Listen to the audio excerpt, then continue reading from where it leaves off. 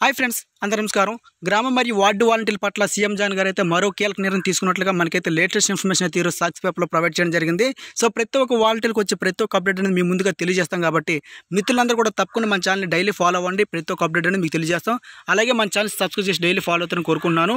ఇంక ఎటువంటి ఆలస్యం చేయకుండా వివరాలకు వెళ్ళినట్లయితే ఈరోజు మనకు సాక్షి పేపర్లో కనుక చూసినట్లయితే ఇక్కడ చూడొచ్చు, మనకు సచివాలయాల్లో రోజు స్పందన ఉండాలి, అలాగే ప్రజా సమస్యల పరిష్కారానికి అత్యధిక ప్రాధాన్యత ఉంటుంది.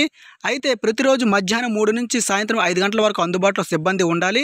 గ్రామ వార్డు సచివాలయాలకు జేసీలకు ప్రభుత్వం ఆదేశాలు జారీ చేయడం జరిగింది.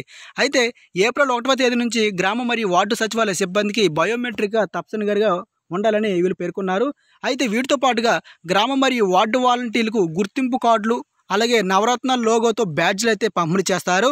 దీనిలో భాగంగా నిర్ణీత వ్యవధిలో బియ్యం, పెన్షన్, ఆరోగ్యశ్రీ కార్డులు, ఇళ్ల స్థలాలు ఇవ్వాల్సిందే.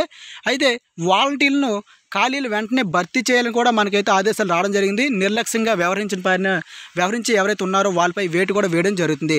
ఫ్రెండ్స్ చూస్తా కదా, గ్రామ మరియు వార్డు వాలంటీర్లకు గుర్తింపు కార్డులు ప్లస్ నవరత్నాల లోగోతో కూడుకున్నటువంటి బ్యాడ్జీలు ఇవ్వడం జరుగుతుంది.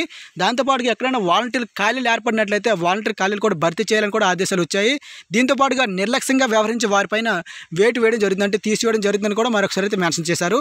అలాగే ఇక్కడ చూడొచ్చు, మనకు 2.5 లక్షల పైగా ఉన్న వాలంటీర్లు అందరూ కూడా గుర్తింపు కార్డులు ఇవ్వాలని ప్రభుత్వం వారైతే భావిస్తున్నట్లుగా మనకైతే ఇన్ఫర్మేషన్ వచ్చింది.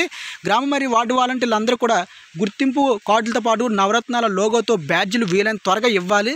సంబంధిత వాలంటీర్లు బ్యాడ్జీలను రూపొందించి సీఎం కార్యాలయం ఆమోదం పొందిన వెంటనే 2.5 లక్షల పైగా వాలంటీర్లకు వాటిని అందజేయాలని, గ్రామ మరియు వార్డు వాలంటీర్ల క్లస్టర్ల వారీగా లబ్ధిదారుల జాబితాల్లో సచివాలయంలో తప్పనిసరిగా ప్రదర్శించే విధంగా చర్యలు తీసుకోవాలని కూడా తెలియజేస్తున్నారు.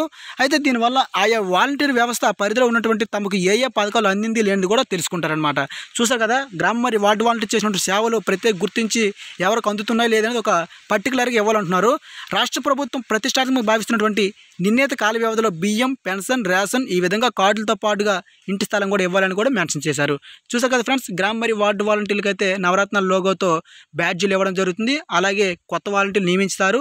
ఎవరైనా సరే అనర్హులుగా ఉన్నట్లయితే వాళ్ళని తీసివేయడం జరుగుతుంది. సో దీంతో పాటుగా వాలంటీర్ చేసినటువంటి ప్రతి ఒక్క చర్య అనేది అందరూ తెలియాలని నోటీస్ బోర్డులో తెలియజేయాలంటున్నారు. ఈ యొక్క అప్డేట్స్ అనేవి ఈ రోజు రావడం జరిగింది. సాక్షి పేపర్లో ప్రతి ఒక్కరు చూడొచ్చు అనమాట.